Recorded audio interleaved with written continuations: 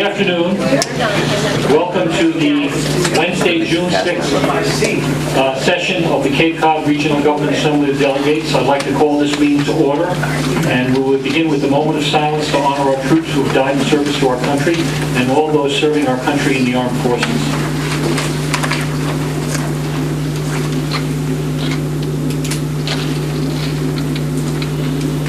Thank you, and now we'll stand for the Pledge of Allegiance. Pledge allegiance to the flag of the United States of America and to the republic for which it stands, one nation, under God, indivisible, with liberty and justice for all.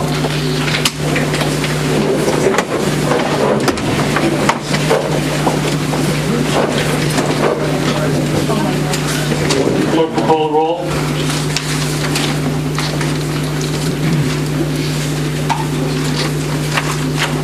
Richard Anderson. Here. Cheryl Andrews. Here. Ronald Bergstrom. Here. Leo Kukunis. Here. Christopher Kanega. Here. James Killian. Here. Marcia King. Here. Thomas Lynch. Here. Teresa Martin. Deborah McCutcheon. Here. Spiro Mitrakostas. Here. John Oman. Here. Paul Pilcher. Here. Anthony Scalise. Here. Julia Taylor. Here. Mr. Speaker, we have a quorum present with 97.70% of the delegates present, 2.30% absent. Thank you. I now need a motion to approve the calendar of business. So moved. Second. Okay, all those in favor say aye. Aye. You should have received a copy of the Journal of May 16, 2012. Are there any additions or corrections to the journal? Hearing none, I need a motion to... Motion to approve the Journal of May 16, 2012. Second. Moved and seconded. All those in favor say aye. Aye. Opposed? I've heard from the chair of the Board of Regional Commission that she is not prepared to give us a report today. So we'll have to do it. Okay. What's that? No, that's all I said. What did you say? Come on up. Oh. So you're not... Yes, good afternoon. What I said was that you have a very large agenda today, and the items that I would report to you today are not of immediate consequence, and I would be happy to defer them to your next meeting if that is what you prefer. Thank you.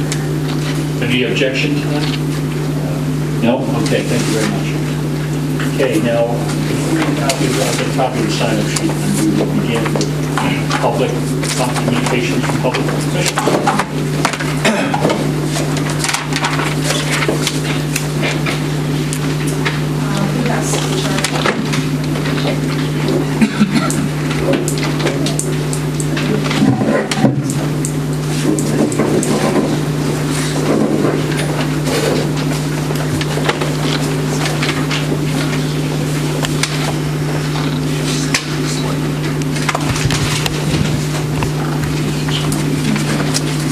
Mr. Doran is here, so we'll recognize Commissioner Doran.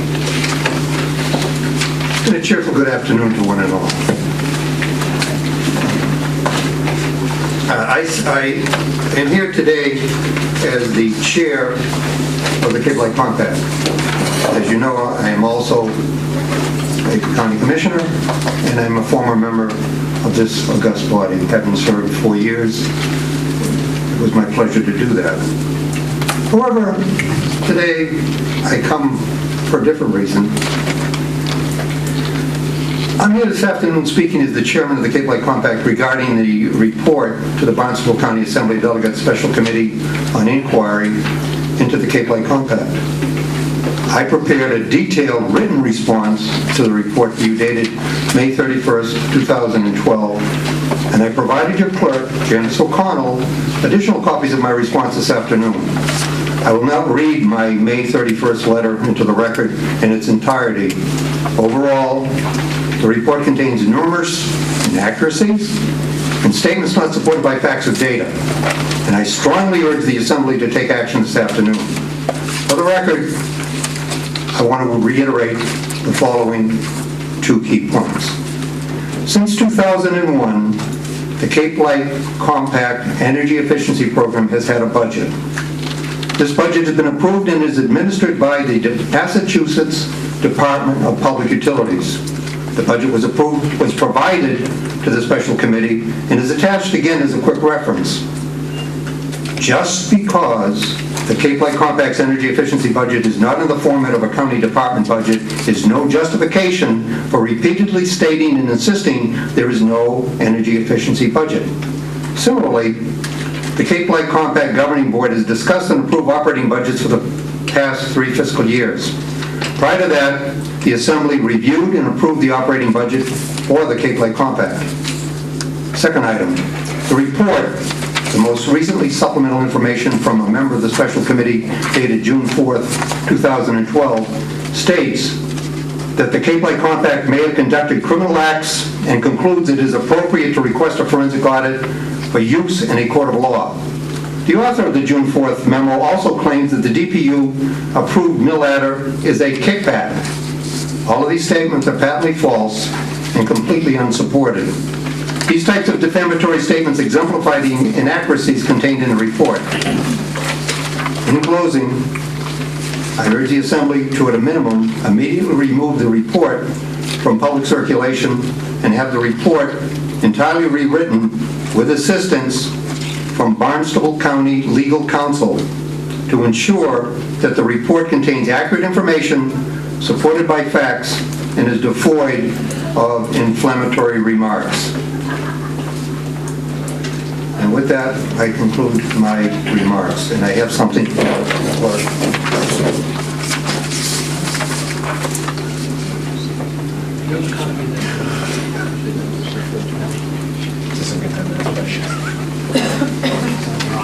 Maggie, the memo, it's in effect.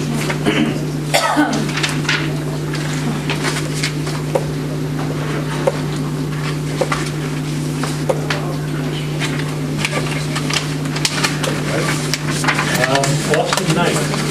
Microphone, please.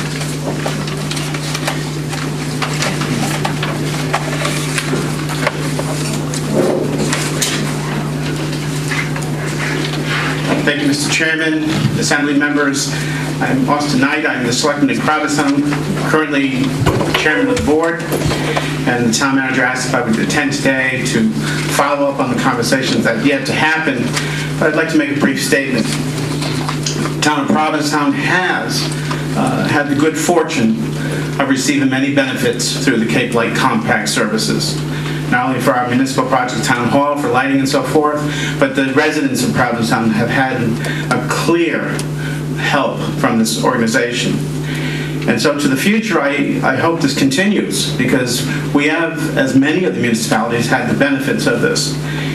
The CBEC program is developing the solar panel program properly at our transfer station. Yet another opportunity for our town to take the benefits that these two organizations give to us to have rate relief and also taxpayer relief for the different parts of these programs. We have a large group of town people who are elderly and who cannot afford some of the changes that are needed in order to upgrade their homes to make them more energy efficient. The Cape Light Compact has helped them tremendously. And so as a Board of Selectmen, Chairman, and as a member of the board, I encourage that we maintain these programs for the citizens that it was established for. I've read a lot of reports over the last few days, and I know you've read far more than I have.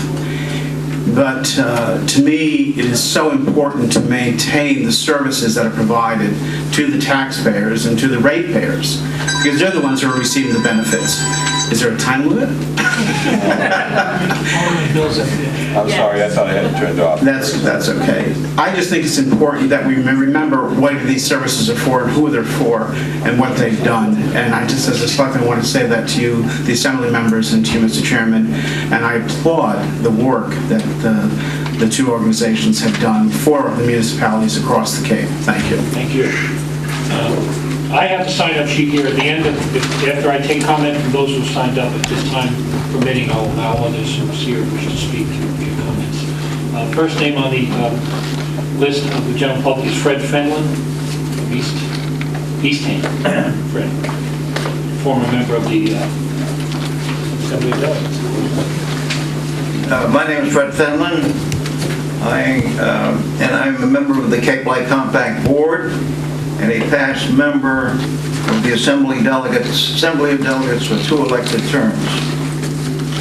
Various correspondence indicates that the Assembly's Special Committee inquiring into the Cape Light Compact and the Cape and Vineyard Electric Cooperative is recommending that the Mass Inspector General conduct forensic, underline the word forensic, audit to be conducted because the Cape Light Compact of alleged civil and criminal activity by Compact board members and/or staff.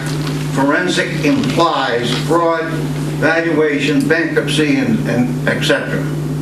My questions are, since I, Fred Fenlon, have been a board member and a volunteer of the Cape Light Compact without any form of remuneration, pay, for 10 years, I would be subject to the possibility of forensic consequences, i.e. civil or criminal consequences.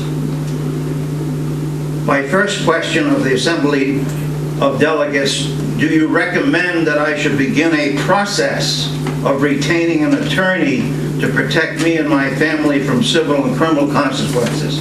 And most important, should I expect the county to bear the dollar cost of these legal expenses? My second and last question revolves around the Cape Light Compact staff. This Cape Light Compact staff has been responsible for saving thousands and thousands of Cape residents millions and millions of dollars over the past years. So the question is nearly the same as my first question. Should they begin a process of retaining an attorney to protect themselves and their families from civil or criminal consequences? And most important, should they expect the county to bear the dollar cost of these legal expenses? Thank you. Barbara Howard.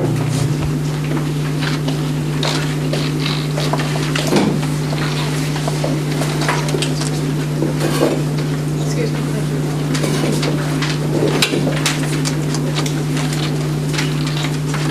Oh, I'm sorry. My name's Barbara Howard and I live in Harwich. I'm bringing to you a point of view. I am new to the Cape and have no direct knowledge of how it was governed before I came. However, it is a beautiful place and wonderful people, and I feel blessed to be here. I think I may have many of you who now serve on CBEC and CLC to thank for the thoughtful preservation and future prospects of this extraordinary place, and I do thank you. It appears, however, that the Cape may have been governed in the past more like a small town, where everyone is essentially on the same page, where we all know and trust each other, and where the governing decisions are relatively minor, obvious, expected, and totally understood. That seems to have changed so rapidly that suddenly the small town aspect is no longer applying. Our representatives still have to work long hours, hold meetings, make tough decisions, and continue to look after the Cape as they think best. But the complexities of our future needs and desires and protection have also grown.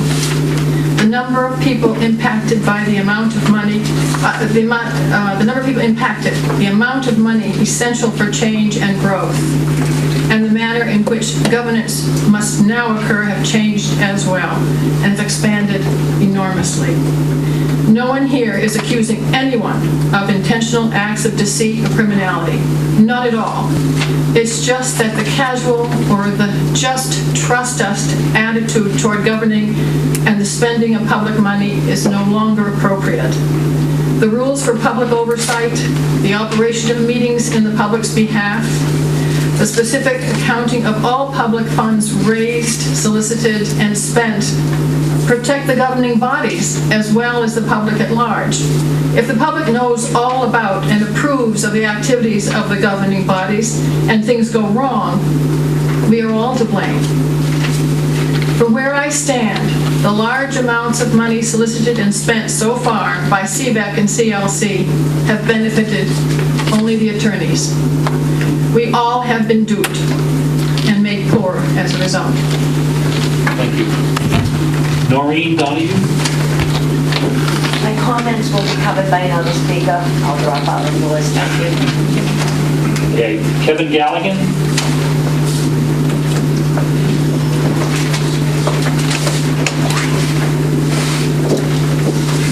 Thank you, Mr. Speaker, members of the Assembly. I'm Kevin Galligan, Energy Efficiency Program Manager with the Cape Light Compact, and I'm here today off the clock. I'm really here as a citizen of Barnstable County and from the town of Orleans. I offer just a couple of suggestions for you, as later on today when you convene, you'll be taking out the report of the Special Committee on the Inquiry into the Cape Light Compact and CVEC. My over 30 years in the energy field, many of them involving projects and proceedings in front of federal, state, local regulatory boards, have burned into my brain, as well as my engineering degree at Northeastern, the critical importance of accuracy, data, and reporting. When dealing with energy matters, calculations, whether it be formula, laws, rules, best practices, it is critical that we report accurately, particularly in the engineering field. I think it's also critical that we explain in the most simplest terms for the public to understand what we're really trying to do for them, which we have taken seriously over the last 11 years of the compact. Yesterday also, many of you might have heard on the Point Mindy Todd's radio station at WCAI, the WCAI Cape and Islands NPR station. She talked with an author. His name is Stephen Prothero, on his new book entitled The American Bible, How Our Words Unite, Divide, and Define a Nation. It was a really good listen. I listened to it again last evening. I hope the Assembly could think back to some of what was mentioned on the air yesterday, maybe even listen to it as you deliberate the special report of the committee. I do feel the outcome today could result in another document that we leave for history to judge how our words have united, divided, and in fact defined Barnstable County regional government in the future. Simply put, and I quote the opening in Prothero's book, words matter. Because of the importance and accuracy of facts and words do matter, I respectfully request your support of what the CLC chairman had recommended you do with that report. Thank you. Christopher Wiki?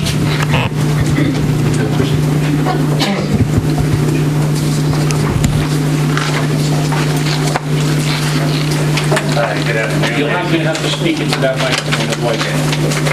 This is being recorded. Going with the microphone to the podium would be easier?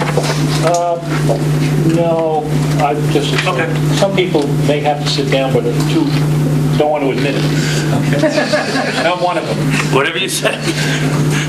Good afternoon, ladies and gentlemen. I'm Chris Powicki. I've been an energy consultant for over 2 decades and active locally in energy issues. I'm also a resident and taxpayer in Brewster, and when I used to appear regularly at Cape Light Compact and CVEC meetings, I would refer to myself as the consumer from Comaquid.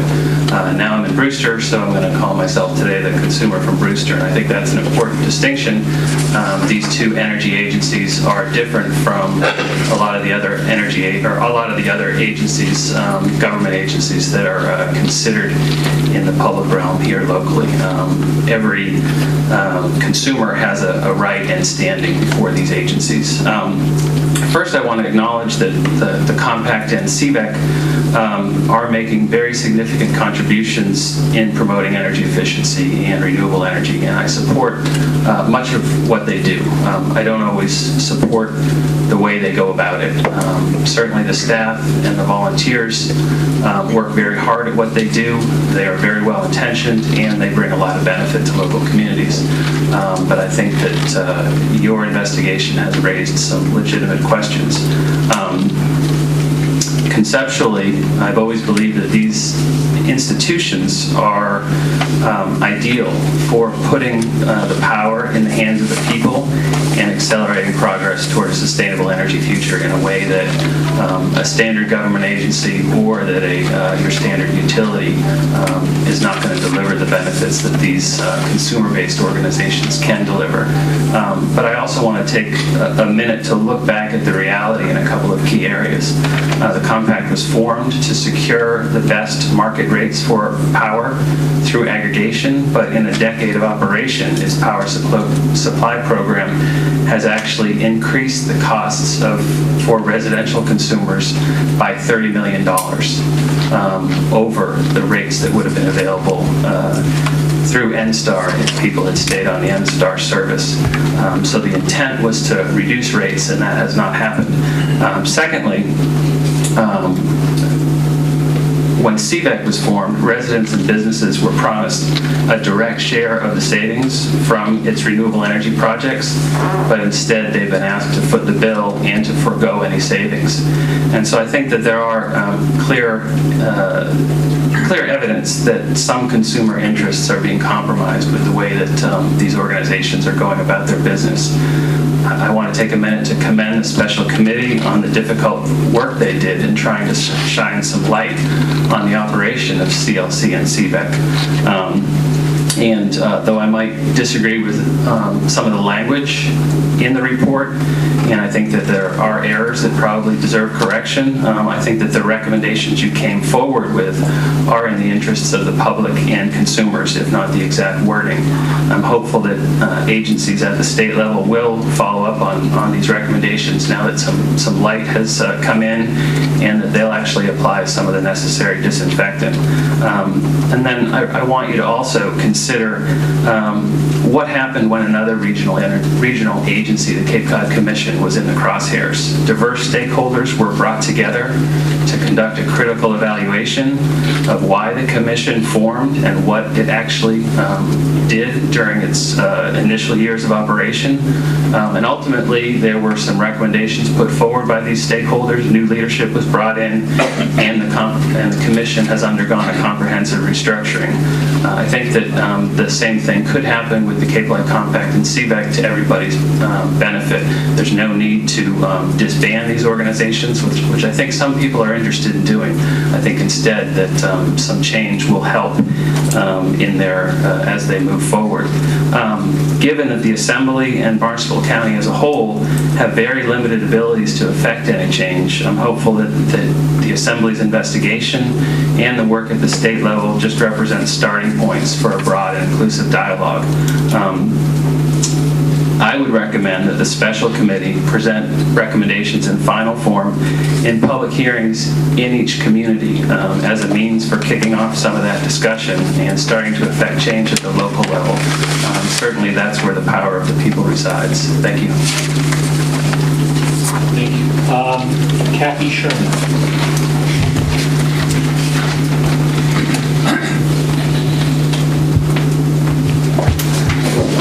Sorry.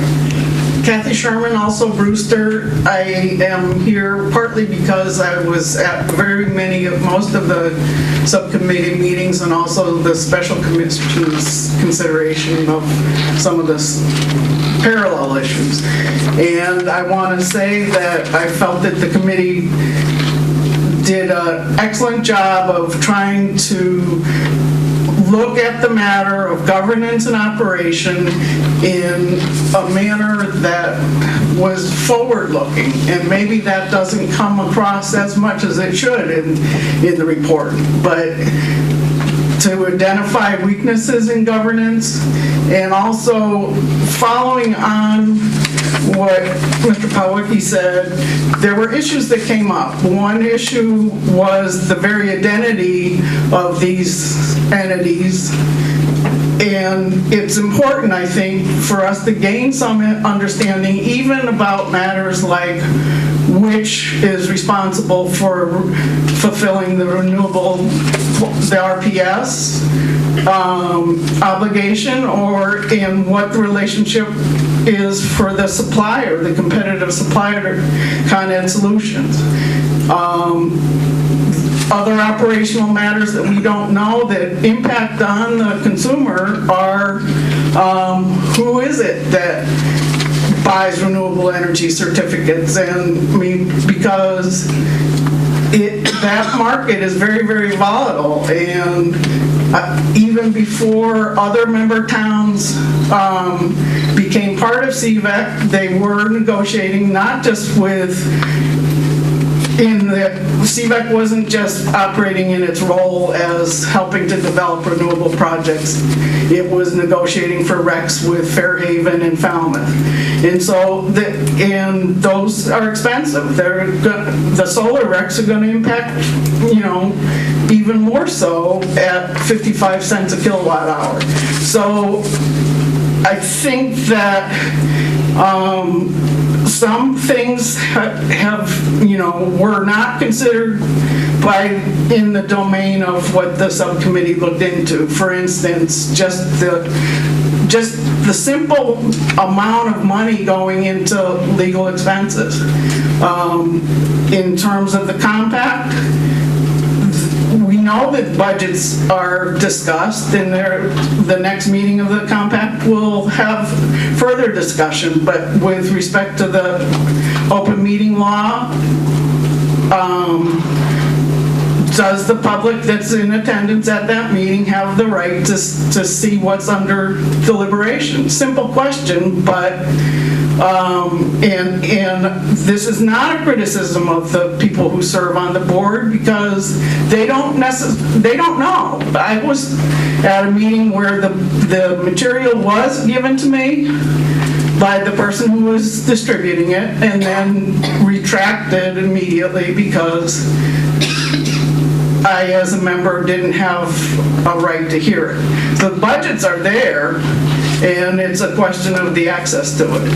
So I hope that not only that we can go back to the spirit in which this was intended. There was very little, except for the amounts of money, there was very little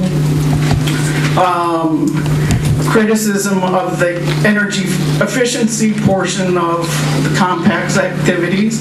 It's not about staff, but it is about taxpayer money that goes into the operations. It's ratepayer money. That money is largely either what we pay on our electric bill for the renewable energy surcharge that's come back to the Cape in the form of feasibility studies and so on, and also the energy efficiency. And whether the DPU's fine about covering that, that's another matter. But the basic concern is not that, and it's not even like conflict of interest in the money sense, but conflict of as it's been put before, too many hats, and whether these projects that CLC has provided a lot of money for on municipal land is an appropriate use of ratepayer funds, and I think that sort of should be the focus. And the other hat that I'm very worried about with the municipal projects is that environmental assessment, and that really didn't come under the purview of this report. But I hope that maybe there needs to be modification of language, but basically I know that the subcommittee worked very hard to make a document that would be constructive, and the language that I have heard in rebuttal of it is not constructive. Thank you. Mitch Rellin, Brewster.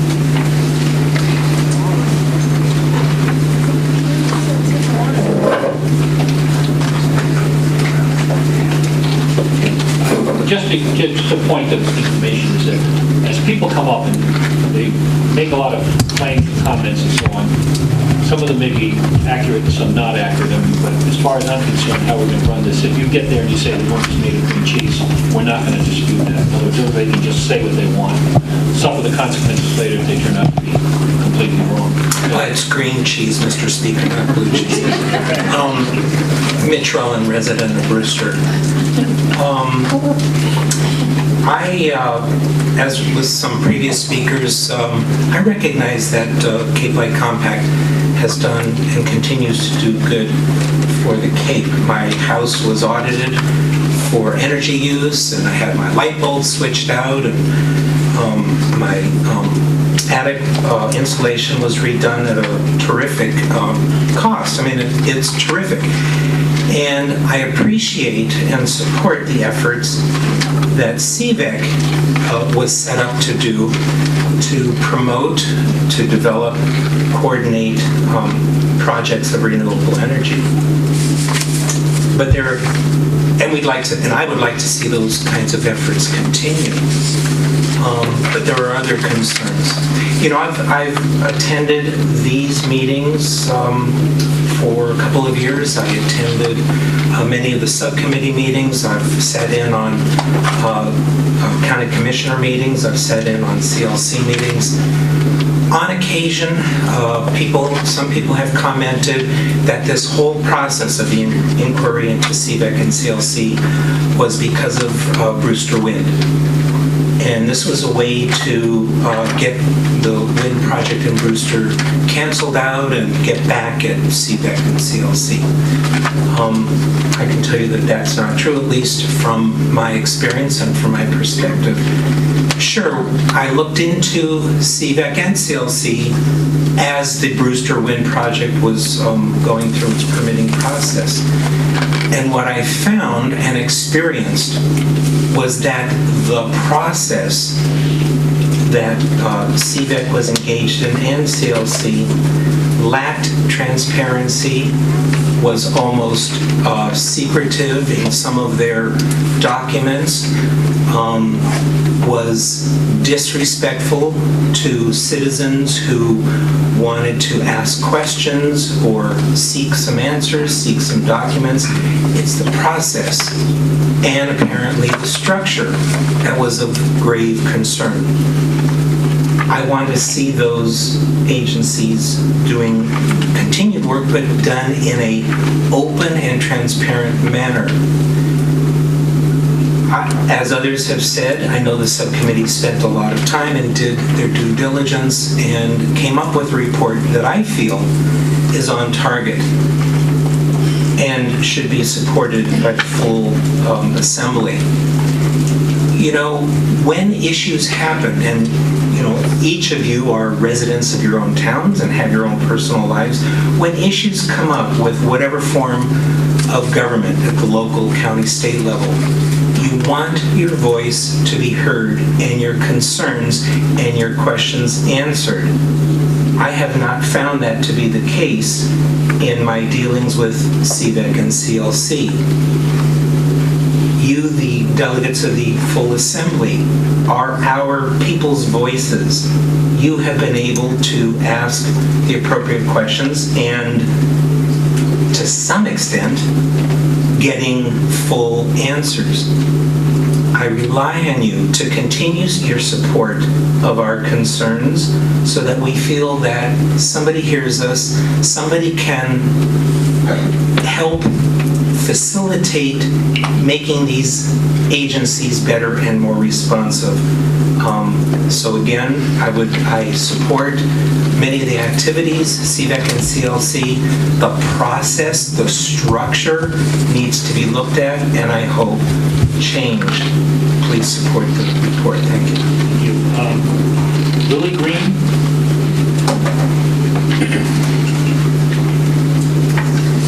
Thank you. Lily Green, Wellfleet.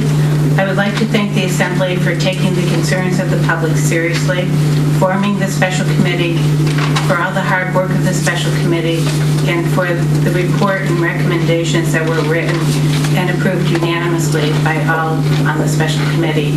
The public, I believe, from my standpoint, asked for public documents that should have been in the public domain, and to me, that's the reason why this all started. I sincerely hope that the entire Assembly of Delegates votes to approve the recommendations of the special committee. I know that there have been objections to what the report of the special committee has said, but I ask you to look at where this is coming from and what will happen to the confidence in our county government if you do not vote to approve the recommendations of the special committee. I would like to offer an example that I have questions about. Members of the public that I know have been attending all publicly posted CLC and civic meetings for almost 2 years. The special committee had questions about how CLC and civic implemented open meeting law. There was an attorney at each meeting of the two organizations, and actually it's been the same attorney, that I am certain could have advised CLC and civic if any member was in question of open meeting law. My question: when was there a meeting for either organization to authorize the president of CIVIC and the chair of CLC to write the scathing letters to the Assembly Special Committee on their letterhead and on behalf of each organization?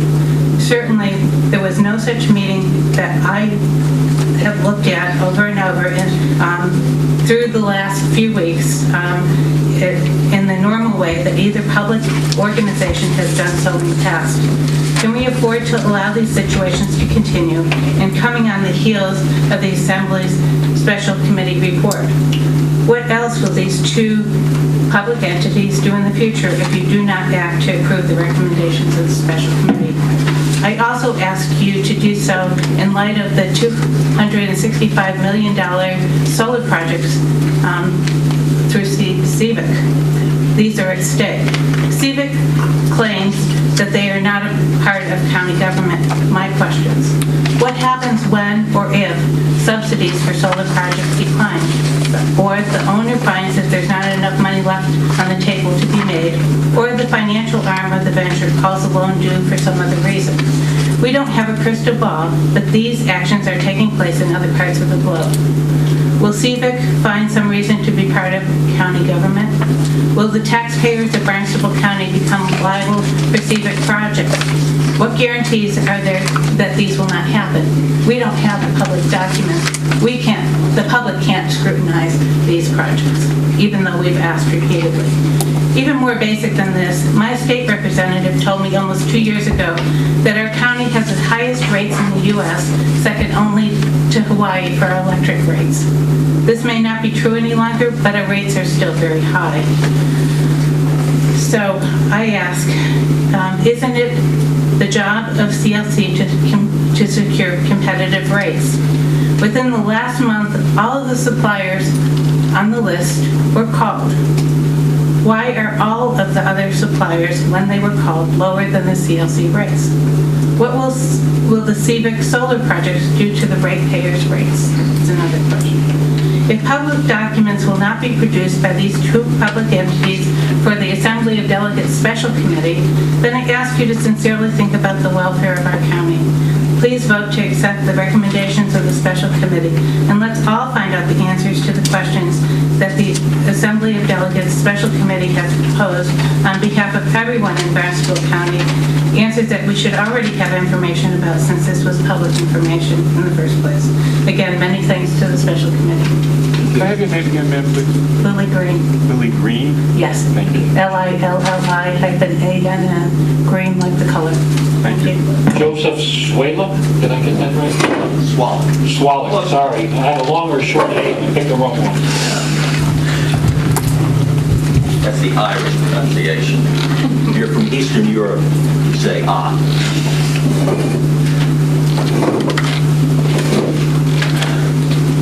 Joseph Swalek from Brewster. I'll be very brief. I just wanted to come down and add my voice to the chorus of all those people commending the special committee on this report.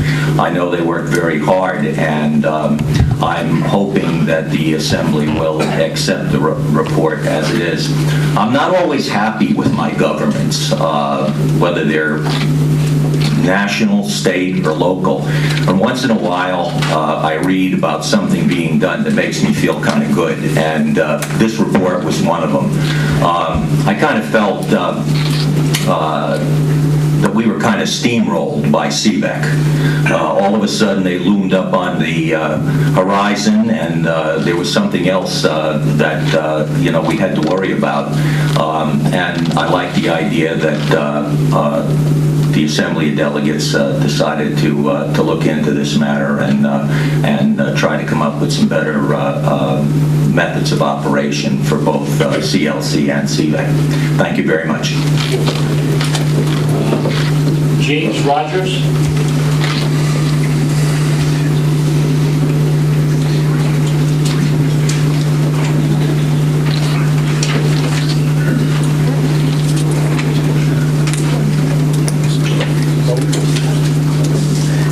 James Rogers, Sandwich. I'd like to thank the special committee for its hard work, its thoroughness, its concern for the civic good. I just have one figure I'd like to mention, and that is $520,000. There was a grant that seems to have come from Con Edison to Cape Light Compact, and then it's very unclear where or how this money was ever spent. I would think that anybody, whether a member of CVEC, a member of CLC, a public official, a member of the public, would like to know this. What happened with this grant and possibly a couple of others? Wouldn't anybody want this matter referred to the Inspector General to see what is really going on here? What CVEC or CLC has done for my town of Sandwich or the town of Provincetown or any other town is really irrelevant to this report. I hope that the full committee will accept the subcommittee's report and send this on to the Inspector General and the Attorney General. Thank you. Preston Ripney.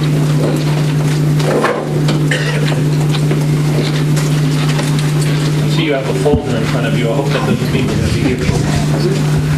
Just a little some degree, having come to so many meetings, just to take 2 more minutes, I guess that's appropriate. I'm Preston Rubin from Wellfleet. First, I want to thank the Assembly of Delegates for your commitment to open and transparent government and your respect for citizen involvement. Next, I would like to thank the members of the Special Committee of Inquiry to Cape Light Compact and Cape and Vineyard Electric Cooperative for their 9 months of diligence to the task.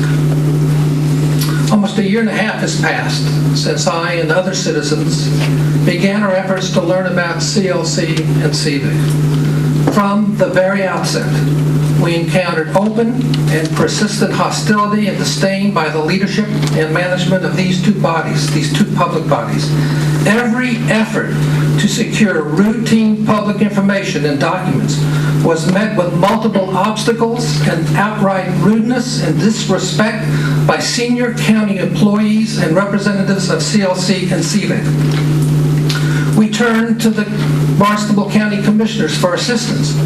For 14 consecutive weeks, we attended their weekly meetings, but to no avail. The chairman of the county commissioners was also chairman of the Cape Light Compact. He refused, week after week refused, to allow members of the public to speak or to put our concerns on the commissioner's agenda. So last August, we appealed to the Assembly of Delegates to exercise your authority as defined in the Barnstable County Charter. I have closely read the responses to the special committee's report that was submitted last week by CVEC and CLC. I find both responses to be completely deficient to the issues included in the committee's report. Further, the responses mirror the attitude and behavior members of the public have consistently encountered by these two public bodies, CLC and CVEC. My final comment.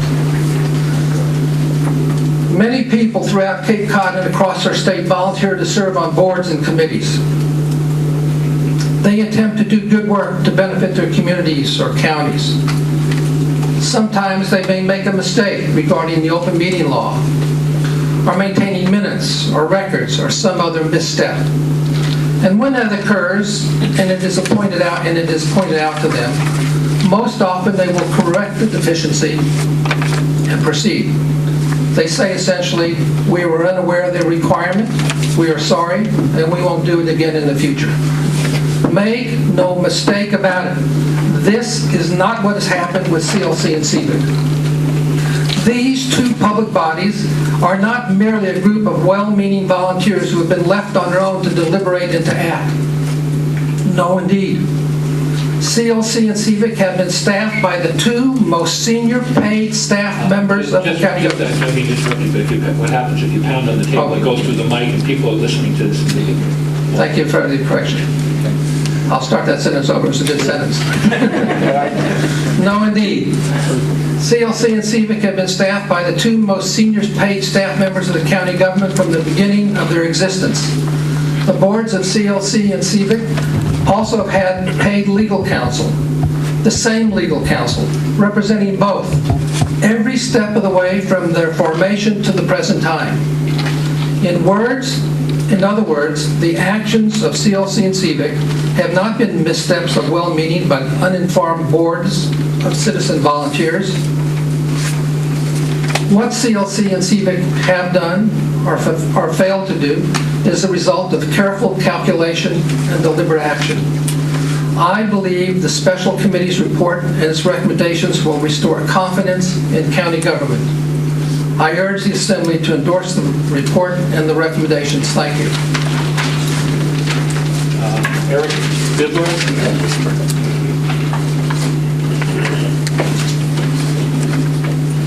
Good morning. My name is Eric Bidler, and I'm that guy from Connecticut. I drove 200 miles here this morning for the privilege of addressing you.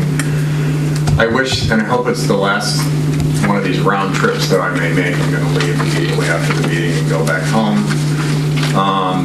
I wish Mr. Ribnick had shared his remarks with me. I probably would have stayed home. I think he pretty much said it all.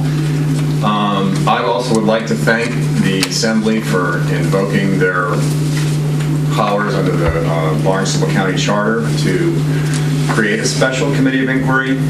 I would especially like to thank all the members of the special committee. I attended almost all the meetings. The few that I couldn't attend, I did receive tape-recorded audio recordings of those meetings.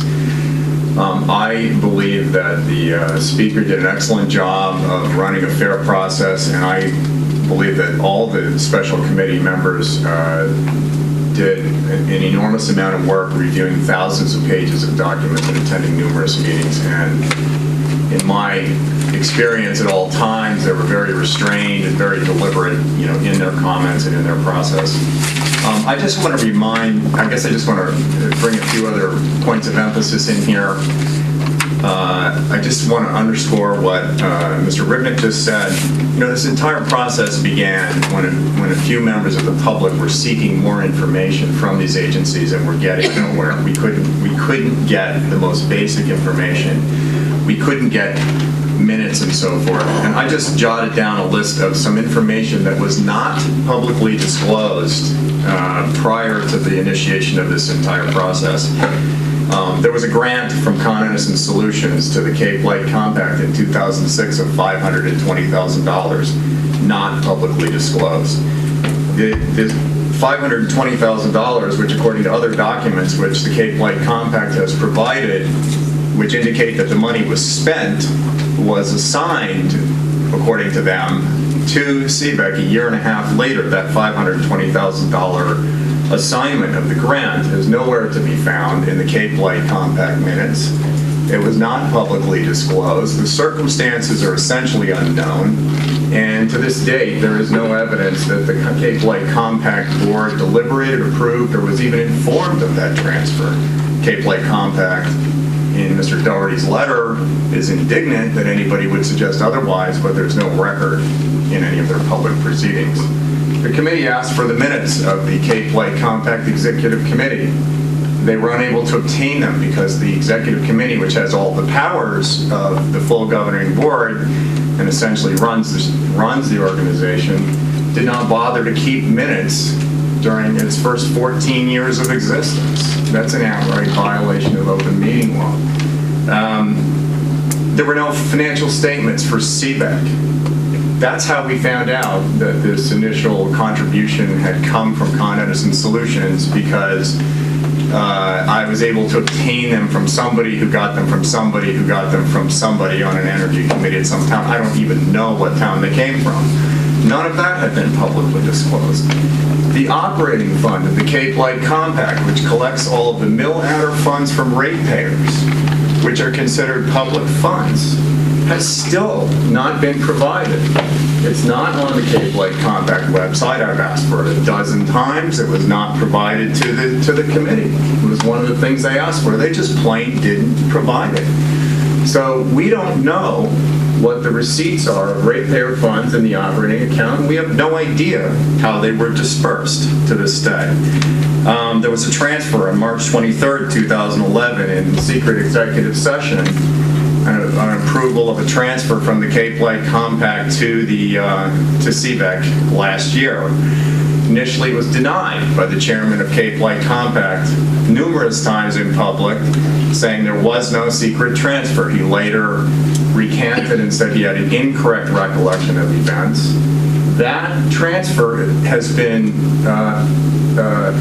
acknowledged to the special committee. I only have that information because I paid to reproduce a copy of the information provided to the special committee. The public doesn't know that for all intents and purposes. There's a transfer of $335,000. There was a supplemental budget on the same date of $160,000 that was provided by the Cape Light Compact explicitly for the purpose of paying CBEC's expenses for Brewster Wind. Initially, I asked for a copy of that supplemental budget. I was told I couldn't have it. Then I was told if I would pay $28, I could come to their office and view it. It was going to cost $28 to produce a copy of a single-page document for me to review in their offices. If you go to Cape Light Compact's website today, you will find some of their budget information. That document is missing. The $335,000 that was voted in secret is also missing. I mean, I could go on. I mean, I don't even know what the point is, but I want to mention one other thing, because I think this is very consequential. It's been publicly acknowledged by the compact administrator / clerk of CBEC / assistant county administrator that the Cape Light Compact has paid some indeterminate amount of direct expenses on behalf of CBEC. There's no public disclosure of that amount. So in addition to all these grant monies, there's this direct payment of expenses, for which there again is no evidence in the record of any deliberation, approval, or even knowledge of the board. So I guess in closing, I want to say a couple of things. There have been a lot of arguments put on the table about allegations that were made, that weren't made, about things that were argued, that weren't argued. It's been said this is all about Brewster Wind and the report was biased. I think we should note that, one of the committee members, Mr. Oman from Dennis, voted against the formation of the committee initially. As long as I've known John, he's worn a wind turbine lapel pin. He still has it on today, and I don't think it's all about Brewster Wind. The other thing I want to say in closing is these two recommendations for a forensic audit and to ask for the intervention of the Inspector General should not be misunderstood.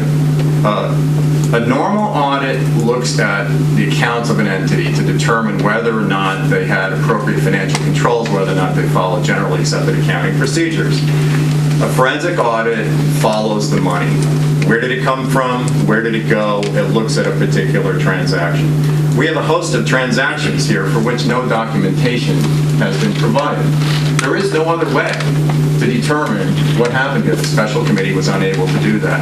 Likewise, this special committee, with respect to the executive committee minutes, the executive session minutes, there are a lot of claims of confidentiality. The committee's response should not be misunderstood. Their response was, we're going to respect those claims of confidentiality. We're going to accept them at face value. We're not going to challenge you on those. But naturally, if we can't get comfort on these questions, in order to preserve your confidentiality, we're going to have to get someone in here that can examine those contracts and those items and those executive session minutes and preserve that confidentiality for you and reassure us. That guy's name is the Inspector General of Massachusetts. That's his job. So, I think these governance issues are incredibly important. I really hope that you will accept these recommendations. And I hope you will understand that, that's really what this argument is about. It's about process, openness, transparency. And I urge you to read the initial petition.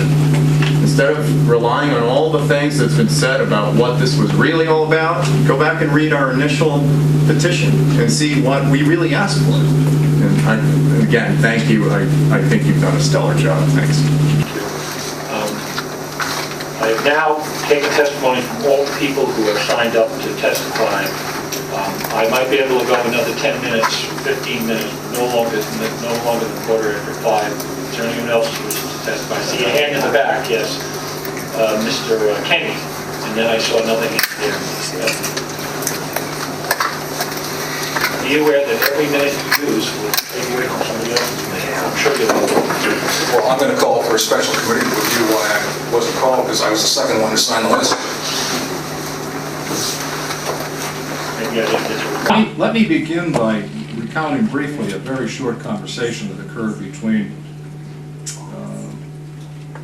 Mr. Arthur Luke and Maggie Downey.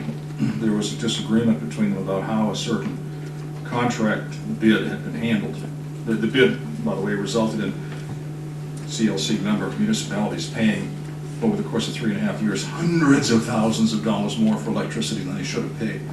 Anyway, Maggie's response was, "You don't like it? Bring it on." That's great, county employee, senior county employee. Mr. Kenny, I don't usually invoke parliamentary procedure, but it would probably be easier if you refer to people by their title. The deputy county administrator, the clerk of CVEC, the administrator of CLC said, "Bring it on." It seems to me that that's all this report is saying. It seems to me that this report is saying, we really don't know. Because either the records have not been kept, or if kept, they no longer exist for some reason. At the very least, they certainly have not been turned over for inspection and review, so bring it on. I mean, I don't know how many other people in the room can say this, but I spent 5.5 hours one day between the Attorney General and the Inspector General. And it was pointed out to me that one person said, well, if they don't want to tell me about the one-bill matter, I'll just ask NSTAR, and they will tell me. And when the term forensic audit came into discussion, which it did, the response from the other side of the table to me was, well, that apparently is the only way that anybody is going to get to the bottom of this. If I were a line manager of either agency, if I were a county commissioner, if I were a member of the CLC board or the CVEC board, and I were firmly convinced that everything had been done properly, I would say, you know what? Bring it on. Let the IG come in here.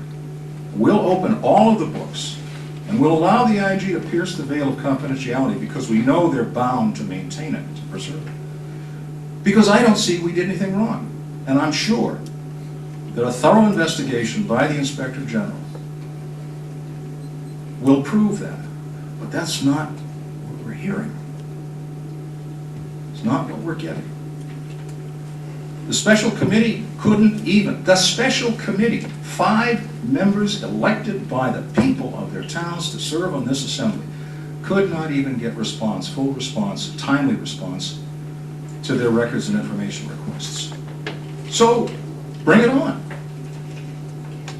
Furthermore, as we've heard today, something I hadn't thought of, since the DPU has the right of review and approval or denial of CLC's annual budget, maybe there's a third agency that should get involved. Maybe the AG and the IG and DPU should all get together over coffee and bagels in the Order of South Station and say, well now, what are we going to do with these fellows?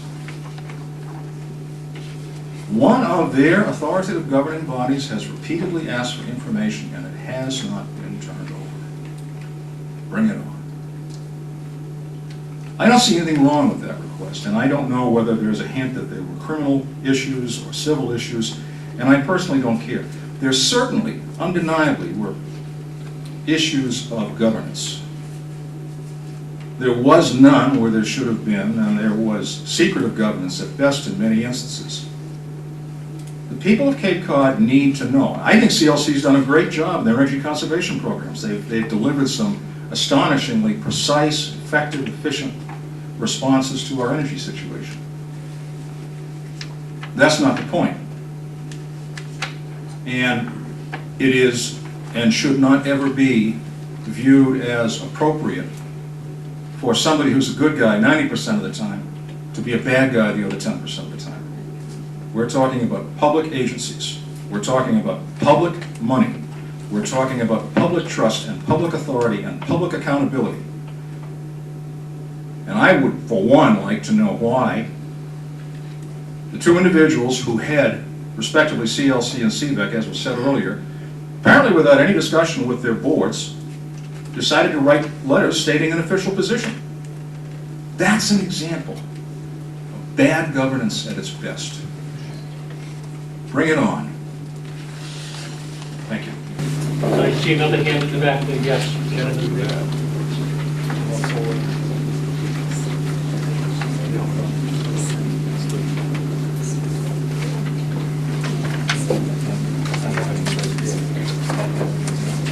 My name is Peter Cabana, and I am the Dukes County representative to both the Cape Light Compact and the Cape and Vineyard Electric Cooperative, and my comments will not have anything to do with the subcommittee report, but I would like to, as a person who has dealt in energy all of my life, I spent 30 years building power plants in the United States and throughout the world. I worked an outage at the Pilgrim Power Plant. I know and understand what goes into the cost of electricity.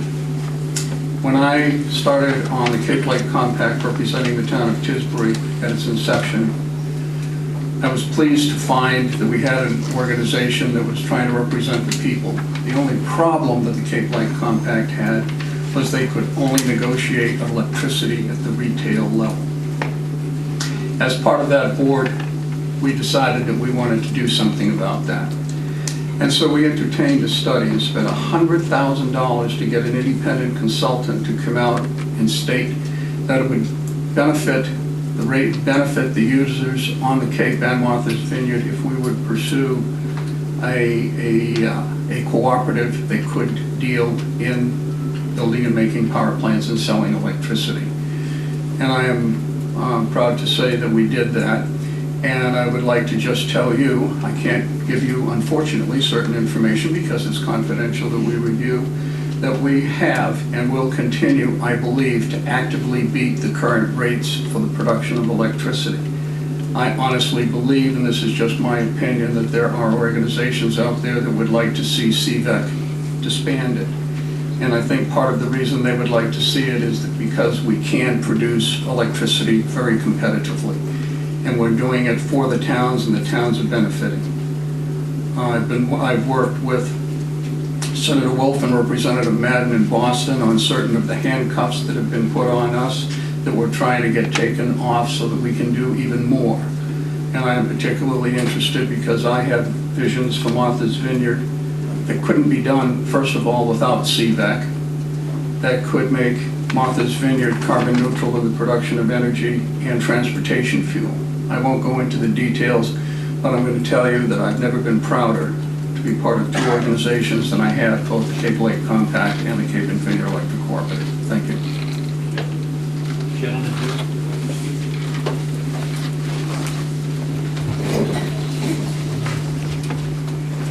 Good afternoon, everyone. My name is David Moriarty. I'm from Falmouth. I'd just like to thank the Assembly and thank the committee. And I'd like to endorse the committee's report. And I'd just like to say a few things about open government. You know, transparency and disclosure. That's what is needed here. That's what's missing. That's why we're all in this room here today. If we had transparency and disclosure, we wouldn't be in this room today. We'd probably be working on an energy project somewhere, right? Bad government, I see it everywhere I go these days. In my hometown, of Falmouth, and Beacon Hill, and Washington, and even in county government. We need transparency, folks. We can't have good government without transparency. We're just wasting each other's time here. Here's a fantastic opportunity to shine a light on a bad situation, correct it, and show the rest of Massachusetts and the rest of the nation how to correct a problem, how to take responsibility for a problem, and come out on the other side with a better policy for everyone involved. Thank you. Anyone else out there? Well, thank you very much. That was very, very cordial discussion. And with that, the Assembly will now convene. We will start with the reports of the committee, with the Standing Committee on Finance minutes, the approval of the Standing Committee on Finance minutes for 5, 6, 12. John? Thank you, Mr. Speaker. You all have a copy handed to you of the draft minutes from the Standing Committee on Finance from May 16, 2002. I would like to ask if there are any amendments or corrections, and if not, I would like to have a vote to approve. Move to approve minutes as submitted. Move. Second. Is there a second? There's a move and a second. All those in favor? Aye. Any opposed? It's approved unanimously. Thank you. Okay, we need a report from the clerk. Thank you, Mr. Speaker. I just want to remind everyone about the Roland DuPont dedication. That's going to be June 14th in Bourne, and I think I sent you some information on that recently as well. We will have another public hearing on the 20th of June, which is the next Assembly meeting. Standing Committee on Finance will meet. We have another proposed ordinance to deal with that came to us from the Cape Cod Commission. That's on sand mining and running cables out in the ocean. And we will also, at the next Assembly meeting, vote on the 2 proposed ordinances that we had public hearings on today. And that's it from the clerk. Okay, thank you. Now we will discuss the report of the Special Committee on Inquiry into CLC and CBET to Assembly of Delegates. I don't have a copy of the total, unfortunately, but I do have a copy that was submitted along with our report. It says, to address the concerns about access to public records in order to facilitate the understanding relationship between Cape Light Compact, Cape Community Electric Cooperative, and Barnstable County Administration. Now, this is important. Subcommittee shall make such public record requests as may be necessary, and shall conclude with a report to the full Assembly as to their findings and suggested actions to be taken of any. So that's why we're here today. We're here today to issue the report to you, because we've read a guide, and that's how it works in government.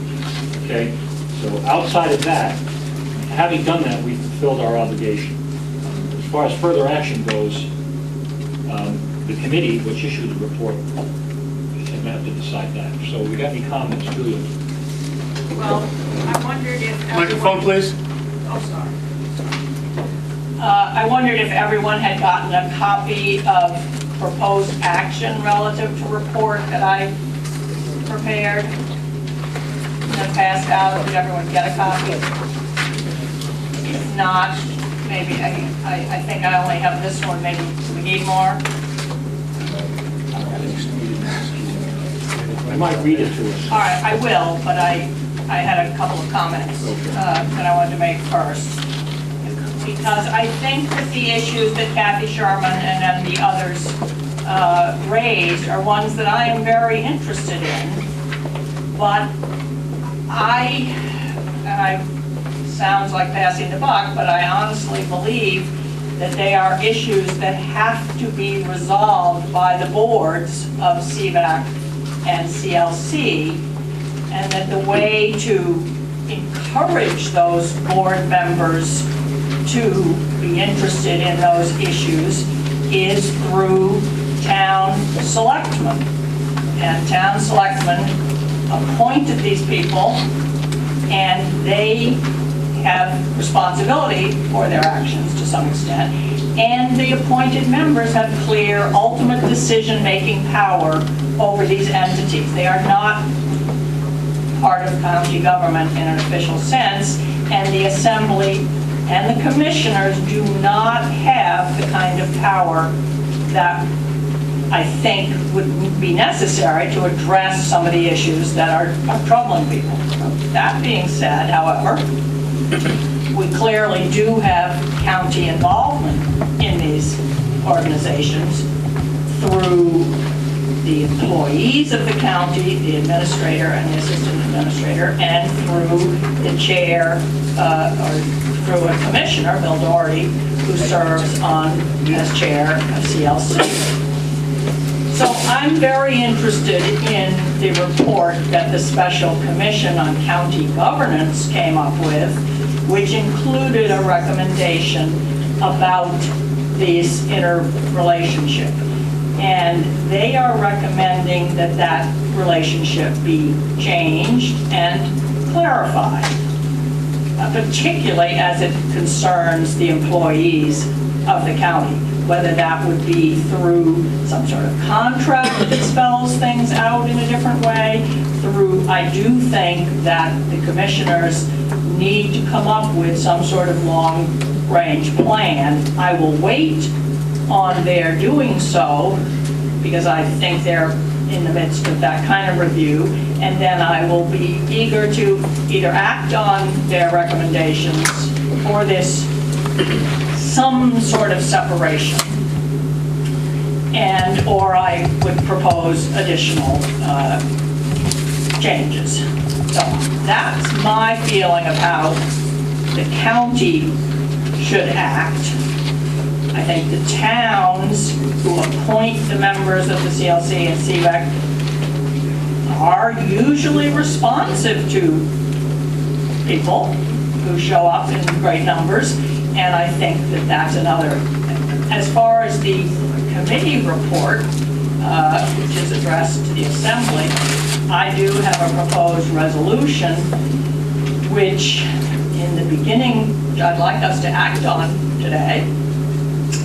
And in the beginning, it says, and I can get extra copies afterwards for people in the audience, the subcommittee concluded in early, then this is pretty much taken directly from the report, I'll mention the one-word change that I made. The subcommittee concluded in early February that it lacked the time, expertise, and authority to conduct or to require a comprehensive financial review or to impose structural changes to either of these organizations. In making the following recommendations, the Assembly, that's a substitution, acts on the assumption that no illegal actions have occurred as opposed to intentional wrongdoing. And the Assembly recommends the following. 1, in addition to Massachusetts Department of Public Utilities mandated annual report on the expenditure of CLC energy efficiency funds, the CLC shall request the county's auditor to perform a separate annual audit in the calendar year of the CLC energy efficiency program. 2, expand the existing Barnstable County audit report to include a combining balance sheet and combining schedule of revenues, expenditures, and changes in fund balances for all CLC administered funds reported as special revenue funds in the Barnstable County statements.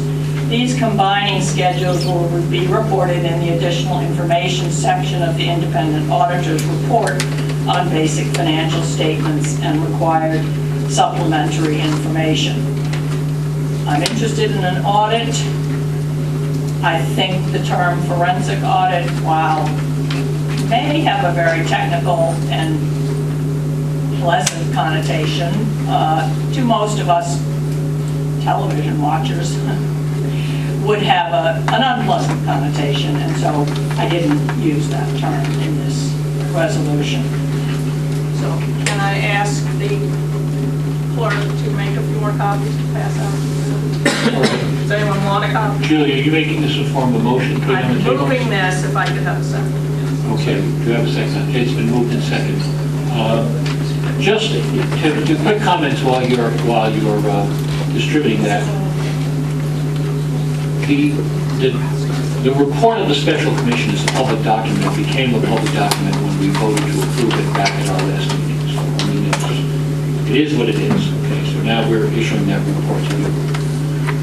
The special commission could amend that report. In other words, we could meet again and change it, listen to some of the comments made, and go back and review it. I have not been able, as chair of that committee, to make any comments or responses because we haven't met, and I don't feel comfortable making a response on behalf of the committee unless the committee meets, authorizes me to do that, or comes with a collective response. So, I mean, Julia's motion could be considered quite apart from our report, but it can't be, what I'm saying is it can't be incorporated in the report because the report's already out there. But it could be incorporated and substituted by the committee should we meet and decide to do that. I just want to get everybody clear because there's a lot of words around about this, that, and the other thing. So we have a motion and a second. Does anybody want to comment on, yes, Leo? I have a question through you, Mr. Speaker, and then a comment to the petitioner or the person who made the motion forward. Is it your intentions that if this passes, that you will not be supporting the recommendation for and I will use the term forensic audit on these organizations? Yes, I would consider. Microphone, please. Yes, I would consider it a substitution for that recommendation. Okay, thank you. My comment would be that I'm not going to be able to support the recommendation that is being put forth, then the motion that's being put forth, and for a couple of reasons. As a Finance Committee member, I want you to know that I specifically asked our auditors, I can't remember, Rogers and Sullivan, at their presentation, why they didn't look into our financial dealings with CLC, such as they do separately, and I actually used the example of the county dredge. When you look at the county's audit, you will see a separate section for the county dredge, because the dredge brings in its own money, has a specific purpose, has employees, and they really do. And again, I will use terms which I apologize for if they are not the legal terms, but they do an in-depth look at the county dredge. Subsequently, when you look through their audit, the county audit, and you look at the CLC department, it's basically one line. And I think, and I agree with your assumption, that we, the county, should make sure that since we are the fiduciary responsibility or the fiduciary body of both these organizations, we should be making sure that we're doing the right thing. And we should have our audits look more closely, I guess, is a safer way to say it, at least to the extent that they look at how we audit the books for the county dredge. CLC should be a separate section of our audit. I 100% agree, and I support that section of this particular motion that you brought forward. I do not support it, however, in lieu of a full forensic audit, because that implies that they would be going back a number of years to make sure that we have been properly managing these books for this company. The first part of your motion in regards to the energy efficiency plan, I'm not really sure if the county auditors have that expertise to look at an energy efficiency plan. I mean, that type of auditing and accounting is entirely different. It's quite in-depth. I received copies of the energy efficiency plan dating back from 2006, and they are very in-depth, and I'm not sure if we have a problem with the energy efficiency plans, or I shouldn't say that, because I'm getting in trouble now. If we're not handling the money for the energy efficiency plan as we're supposed to by the DEPU. They're saying we do, so I feel comfortable with that part. So, the first part of your motion I will not support, because again, I'm not sure if our auditors have the expertise to do it, number one, and number two, I'm not sure if we want to go that much into it. And the second reason, on the second part, would be because I really do not believe this motion that you're bringing forward is going to really address the problems that the subcommittee and myself personally would like to further look into. And in closing, I would like to say that one of the first gentlemen that got up and spoke said that he was a member of a board or a committee and said that he wanted to know what his exposure is or may be. This is why we, as elected officials, have to pony up to the table and make sure that this forensic audit is done. Because we have to make sure that our volunteers are in fact covered. I want to make sure that I'm covered. When I approve a budget, I want to make sure it's being done properly. And I mean that with no implications that there may be wrongdoing. It's just the right thing for us to do. We are the financial agents of both these organizations, and we should be looking at ourselves to make sure we're doing properly by them. So I'm not going to vote for your proposal that you brought forward just for those reasons. Chris?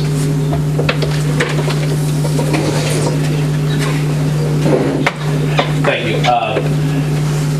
I want to second Leo's sentiments here. I don't think the resolution goes far enough, A, because it doesn't do anything historically, and I think at least 3 years revenues and expenses would be a reasonable time period, but certainly not just going forward. And second, it doesn't really address some of the other issues that have been raised regarding the respect for the public process, the open meeting law, the availability of documents, the public documents law, and those to me are key portions of the subcommittee's report that are not addressed in this current resolution. Thank you.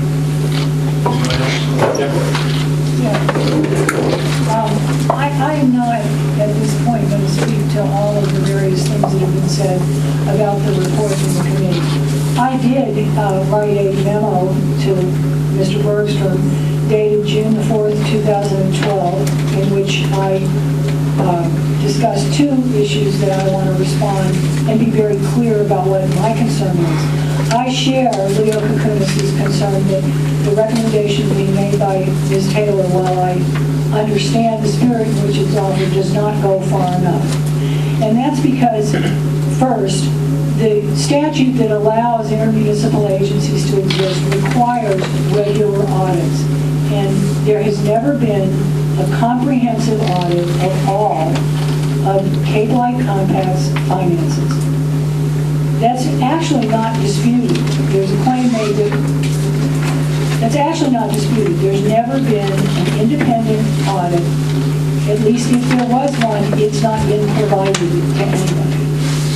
Now, second, the question is raised, is there some kind of a theory that the reserve fund is somehow illegal or improper? That's not that's not the concern that was raised. The concern that was raised was that Cape Light Compact awards contracts for the purchase of electricity to Con Ed Solutions. And Con Ed Solutions then gives back money to Cape Light Compact for purposes to be determined by it. That's a transaction that I think is questionable. And the report emphasizes that transaction as an example of failures of documentation. That's what we're concerned, that's what I'm concerned about, and I think that this resolution does not go far enough. I'd just like to say that from my standpoint, I'm kind of torn on this because I understand Julia's motion as is sort of a conciliatory gesture toward both CPEC and Cape Light Compact. And in normal circumstances, that would be just what we would need. I mean, we would need, these are, I mean, I'm a official of county government. This is all intramural stuff, as much as I may deny it, but it is. And it doesn't do me any good, and certainly doesn't help me sleep at night to sit here and criticize other county employees or anybody who's in, especially people involved in a program and in the goals that I agree with. The problem that I'm having is that since the initial criticism that goes back several months now, perhaps over a year, of some of the activities of Cape Light Compact and CBEC, I haven't seen a lot of conciliation. What I've seen is denial. And I've seen, basically, it's none of your business. The other thing is we're all wonderful people, and how could you say terrible things about us? And then there's a lot of righteous indignation, which we've heard about. And I just don't think that the atmosphere exists right now. I think, I agree with Leo. I think that an audit, a comprehensive audit, call it a forensic audit. And by the way, I spent the last 24 hours looking up that term, and anybody who gets up here and says that somehow that requires a specific or means a specific allegation of wrongdoing is full of baloney, all right? I don't want to say that because I don't like to have, it's one thing to criticize me and the committee in what we've said, and we've said a lot, but it's wrong to criticize us and accuse us of saying things that we didn't say. But anyway, getting back to the point, if I thought that we could sit down, and the offer has been tentatively made, I know by both organizations, we could sit down and we could agree on an audit and what that audit would contain, that we would get a complete, not we, but the public would get a complete picture of the flow of funds, where they came from, how they were spent, whether or not the $520,000 was spent in 3 invoices, or whether it was transferred later on to CBEC and so on.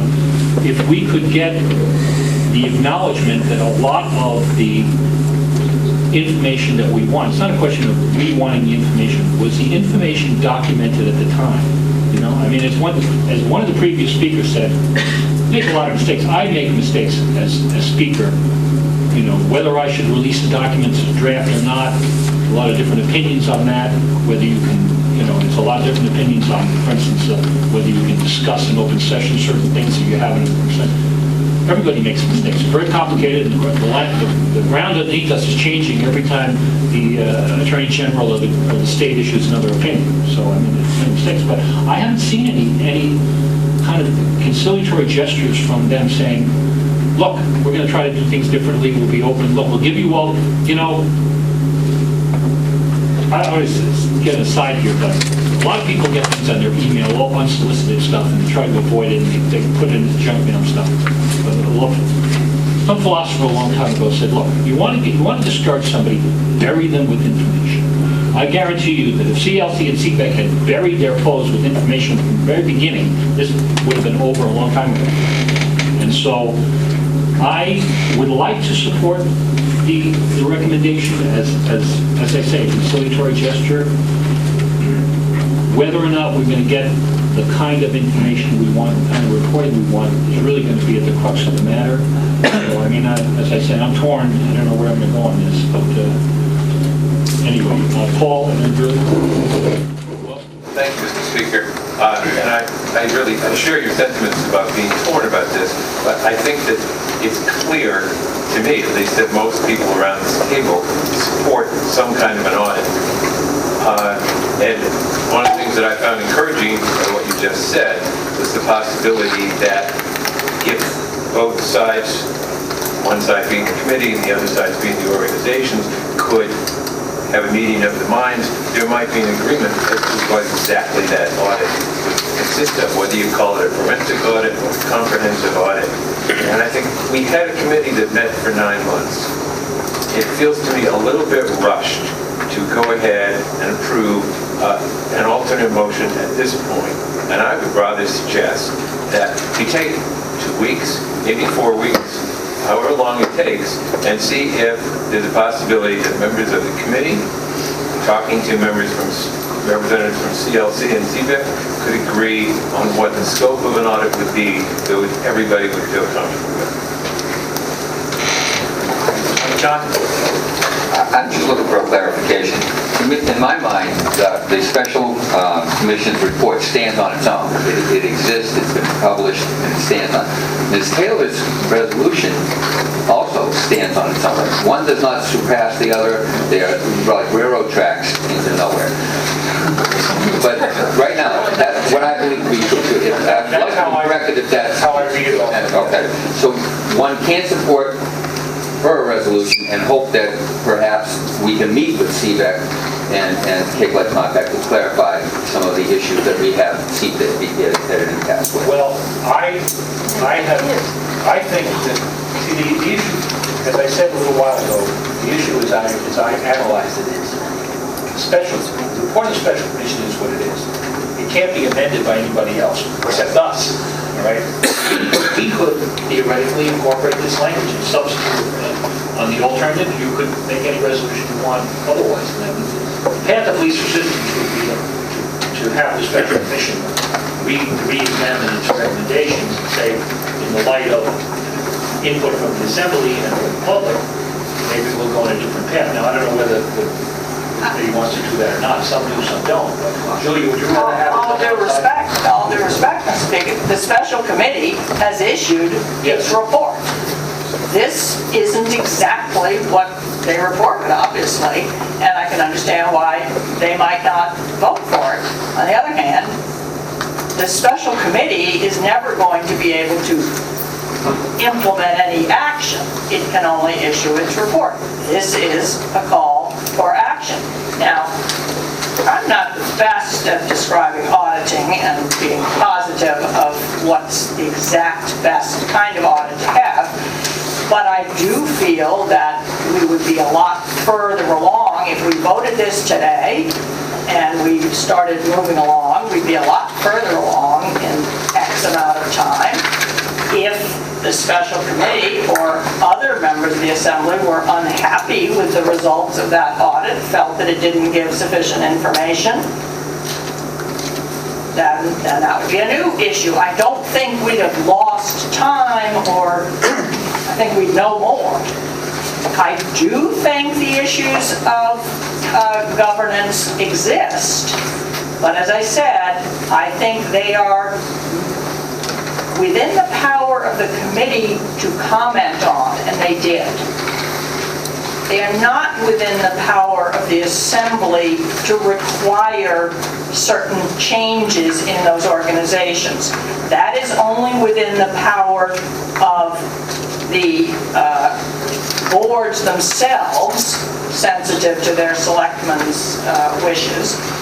And it may be within the power of the commissioners to negotiate some changes relative to the commissioners' employees. But we, the assembly, are not in a position other than to comment, as the committee did, on all of these other governance issues. Those are not within our power. Okay, I'd just like to say one thing so we can understand your well once again. Somebody asked me in the hallway, they said, you have certain recommendations in your report. I said, are they recommendations to the assembly?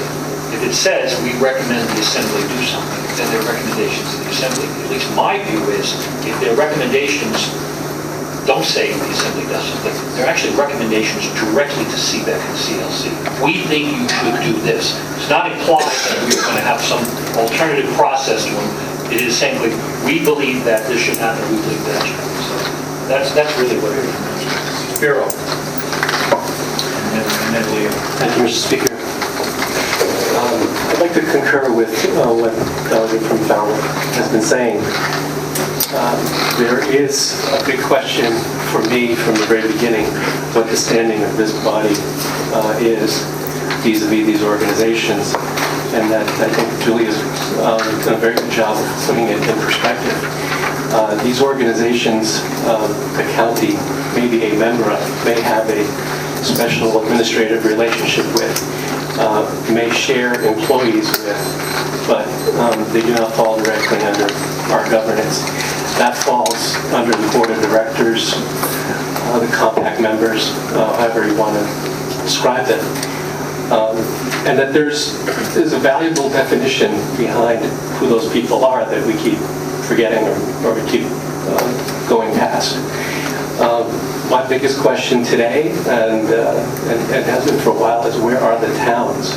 We've heard from ratepayers, we've heard from taxpayers, individuals, county officials and whatnot, but the people that are the constituents of these organizations are in one instance town ratepayer, and in the other instance, the town taxpayer.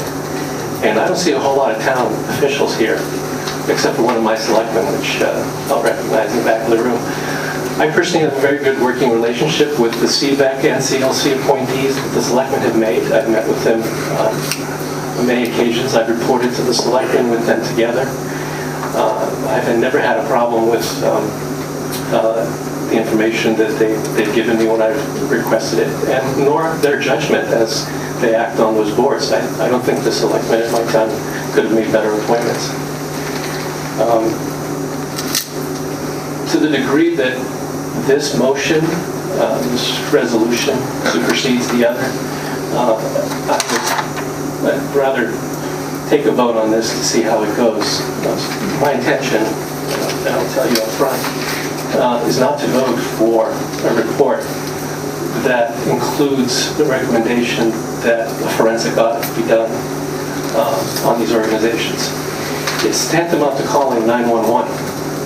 We can take care of these issues ourselves with our own representatives within the county. I don't think we need to take this to that higher level and expose both our organizations and our county staff to that kind of scrutiny, for lack of a better word, but potential liability. The very first thing I asked was, does the person who brought forth this motion intend on doing this in lieu of the recommendation which is in the report? And the answer was yes. So I feel that subsequently these two items are connected. And they're two entirely different approaches. Please understand that number 2 of this says to expand the existing Barnstable County audit report to include the combined balance sheet and schedules of revenues. What that means is that we have an annual report done every year by Rogers and Sullivan. Currently, right now, our total expenditures are about 25 million, plus or minus. Okay? What we're seeing happen here is that we are going to be asking our auditors the next time they do the audit, which will be, we will be receiving that next April, that they expand that from the current 25 million to include the 22 plus million that CLC goes through their books. That's double their work.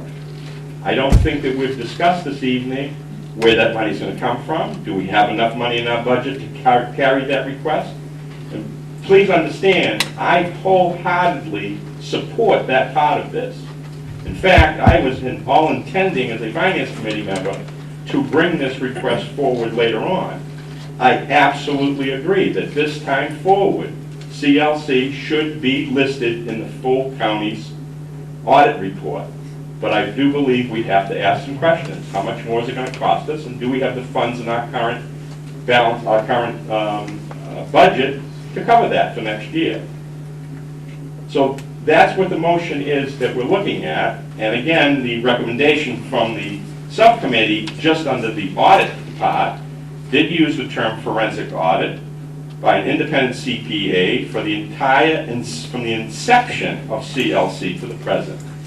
So basically what has been said is that, well, if I vote for this, I'm not going to vote for the other.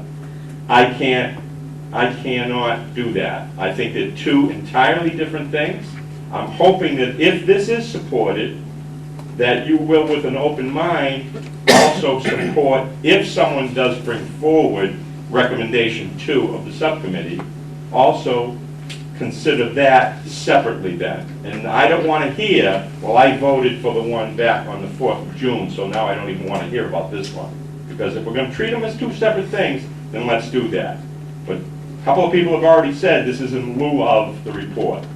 And they're two entirely different situations. The report is looking at an in-depth kind of audit. And I really think that needs to be done for a dual purpose. To cover us, the county, because once again, we are the financial audit, we are the financial people, we're doing business. We're running the books for these organizations.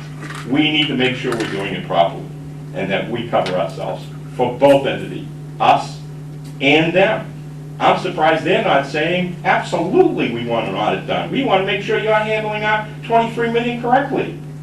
So, again, I can't support it. I will like to bring it back again after we discuss it, or maybe when we're looking at next year's budget, to make sure we have the money to do it, especially Section 2. Thank you. Chris? I will, Microphone, please. I will cede my spot to the delegate from Falmouth. She looked like she wanted to answer, or no? Oh, I just wanted to say that for me, this is a substitute.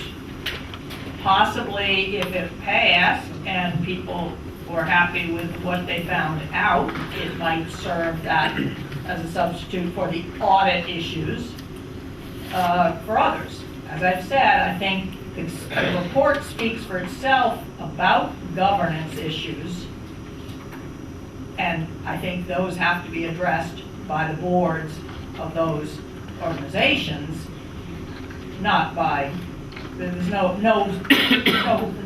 motion we could make and vote on at the assembly about that. You know, if they're violating the open meeting law, which I hope they're not, I assume they're not, but if they are, that's not something we can deal with. If they are not, you know, polite to citizens, that's a problem, but it isn't something that we have control over. So all of that part of the report is separate and can't be the subject of a resolution. This resolution, yes, is a substitute in my mind for the forensic audit suggestion. It might not be in everyone's mind, and they might subsequently vote for that in the future if such a thing were brought forward. I probably would not. Are you all set, Chris? I would just like to say that I agree with Leo partially, but also agree that if this resolution was amended to include an audit that went back 2 years to fiscal 2010, I would be more inclined to vote in favor of it. Deborah?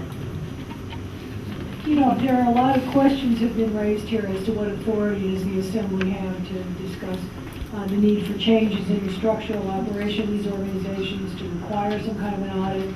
That's exactly what the Inspector General is for. That's exactly what the purpose of that agency is.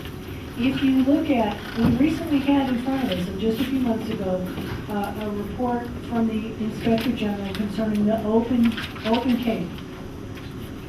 Yeah, Smart Cape, Open Cape. You know, the 27 or $35 million federal grant that put internet all the way down to Provincetown. That grant. That was a grant to a private organization that essentially is giving it control of the infrastructure.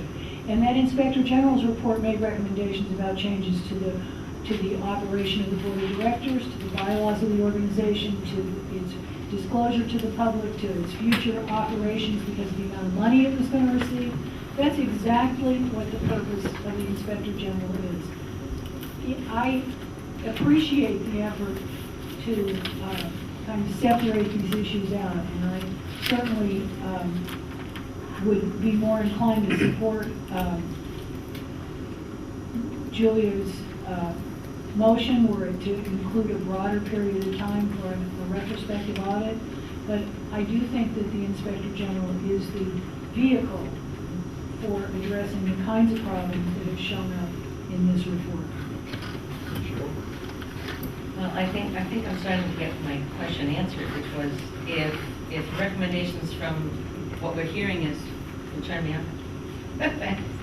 If the recommendations from the subcommittee we can't enforce, then how is it that what's contained in the motion from the delegate from Falmouth, we can't enforce that either? Is really the reality of it, right? So as long as that's the case, then what fundamentally we're doing in a motion is sending a message.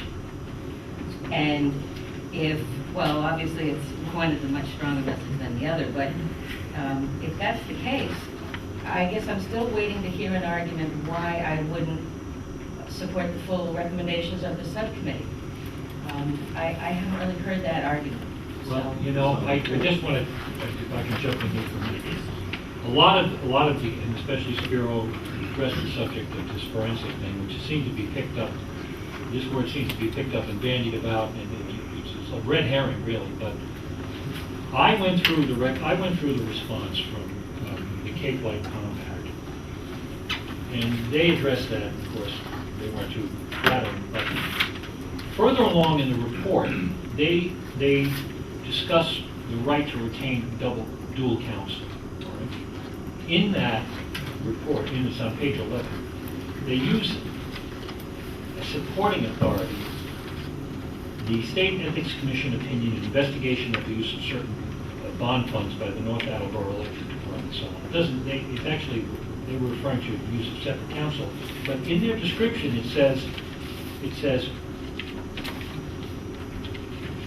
in connection with the forensic audit it performed for the North Attleboro Electric Light Department. So what they're saying is the North Attleboro Electric Light Department requested that an audit be done of their own books. And it says, a forensic audit done of their own. Now, it's unlikely that the North Attleboro Electric Light Department said, we're crooks, please investigate us. It's simply a accounting term to say that here's an investigation, it has to be done in a certain way, because if improprieties show up, then we'll be able to support them with documentation, whereas if you go another way. So regardless of whether I support Julia's motion or not, the idea that a forensic audit is somehow toxic is ridiculous. And I think that I agree with the people who say, why not do it? I mean, it's incomprehensible to me that after 8 months of controversy and accusations and basically bitter claims of what do they call it, unknown animus and so on, that they wouldn't want to clear all this up. So, I mean, that's my opinion. So, Leo. Just to address what my colleague from Provincetown said, the motion in front of you can actually be acted on immediately. As I expressed before, we have, and this refers to the Barnstable County audit report. We do have auditors. They are presently doing an audit of Barnstable County at $25+ million a year. We're budgeted for that, and they complete that. They give us that once a year. We've just received it recently in early spring. All this motion is saying that next spring, if you agree to this, next spring, their work will go from looking at $25 million to an additional 22 or 23 million, which goes through the county's hands for CLC. I absolutely agree that that should be done. But please understand, you're not going to see this report or the results of this report until next spring, when they will be giving us the audit. This is not calling for a special independent look. This is asking that it be included in expand the existing Barnstable County audit report to include. So that means this will not see a result until next year. That's why I'm going to vote against it, because it's not what the special committee was looking for. I'm going to have to call for a vote on this pretty soon, because some people have to leave. Yeah, I'll get Tom and then. I understand it. I just think that I'm with the last of the big spenders, Leo, you're more cautious. But here, I do think that we could probably get a better price, and we could include it in our budget, either for next year's budget or in a special appropriation, compared to what the price of a 10 to 12 year special audit, that could be kind of pricey. Tom, and then did you have a comment? Yes, thank you, Mr. Speaker. I was disappointed in the process by which this report has come before the Assembly. It was in the press before I even saw it, and I think we really skipped a step in the process, and this discussion is somewhat pointing that out to me. I think we had a duty to review and accept your subcommittee report, in my view. The report, as you've already pointed out, is now in the public domain, and anyone reading it without the CLC and without the CVEC comments that were made, I think it's going to perpetuate really a false impression of wrongdoing by two regional agencies that I don't hold that view. The speaker just mentioned, the report is out there and we support it. I don't support it. I don't support the tone of it. I don't support words like kickbacks. I don't support words like fraud. I just don't believe these organizations have operated in that way. Do I want comprehensive audits, and do I think the resolution as proposed by the lady from Falmouth is appropriate? Yeah, because it takes some of that sting away. It says, you know, we act on the assumption of no illegal actions. We keep pushing the forensic audit, and therefore the tone and the other innuendo that I think was built into this report, that I think of vetting by others. If others have looked at it, you spent a lot of time really into it. Maybe you had someone who was stepping back and looked at it. You might not have had that same strident nature to it. And so, you know, I think that, you know, this helps take the sting out of it, because we have a chance to say, you know, I want to support action, I want to support, you know, good financial review of this, but I don't want to stand behind all that's in the report, because I don't support it. I'm going to have to take a vote on this. We have a, Cheryl, did you want? Just a clarification on an authority issue. If the Assembly actually passes the motion that's on the floor, does that say that it will automatically happen, or do the commissioners have to make that decision? I mean, I'm hearing two different stories as far as our enforcement related. I could comment on that.